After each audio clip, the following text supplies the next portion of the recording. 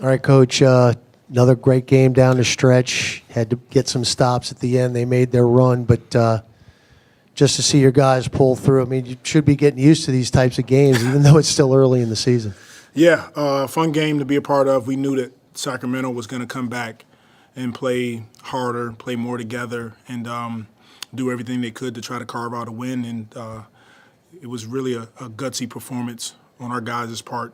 Even when they made their run, we stayed calm and we executed some plays. Got to still continue to improve in that area, but we made some big shots down the stretch.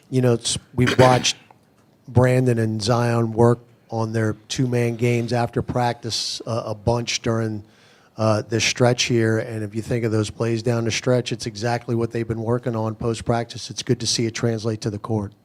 It is. Both of those guys have been working diligently with the coaching staff, spending 15, 20 minutes, when we have some practice time and just working on chemistry together in the middle of the floor for moments like that. I think you guys hit 7 threes. Just what does it say that you're able to pull this one out, despite only making 7? Well, we definitely have to shoot the ball better from 3. Our guys, they work on it. But it says a lot about this team that they can continue to win games when we don't shoot the ball well from the 3. We got to the free throw line. We had 62 points in the paint, and that's hard to stop right there. Yeah, just zooming out a little bit, this homestand started with a pretty ugly loss to the Mavericks, finished with some really nice wins over the Kings. What do you think about, what changed or flipped to allow you guys to just change your things on this homestand? Pride, just taking pride in who we are, our identity. We kind of made a lineup adjustment. I think that helped us in the Dallas game, and we've stuck with it since.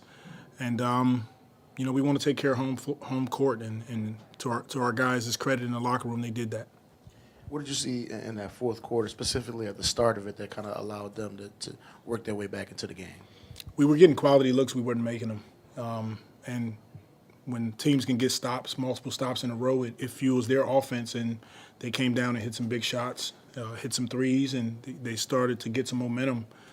And then, we made some substitutions, got some guys in the game. Naji hit a big 3. Jose hit a big 3. Zion continued to attack, and then B.I.'s transition pull-up was huge for us. Yeah, you mentioned a couple of those guys. It was almost reminiscent of last year with Naji, Jose, so many of the bench guys contributing in this one. How big were those contributions, especially with some of your guys dealing with foul trouble? It was huge. Hawk, Naji, Jose, Cody, Larry, those guys were awesome coming off the bench, giving us a huge lift. Their energy, getting deflections, getting steals, rebounding the ball. That's what we're going to need night in and night out, and it's great to get those guys back and start to get somewhat healthy. In that third quarter, that second half of the third quarter, the offense got a little bit stale, but then Jonas Valanciunas gave you some really big minutes, especially on a night where B.I. was in foul trouble early. Can you talk about what he was able to do for you guys? Yeah, JV has been incredible all year. He's been really good. Like I think I said it last time I was in here. He's kind of making the biggest adjustment in our group with Z being on the floor and the spacing. And then there's times that we just throw the ball to him and we let him go to work. He hit some big shots as well.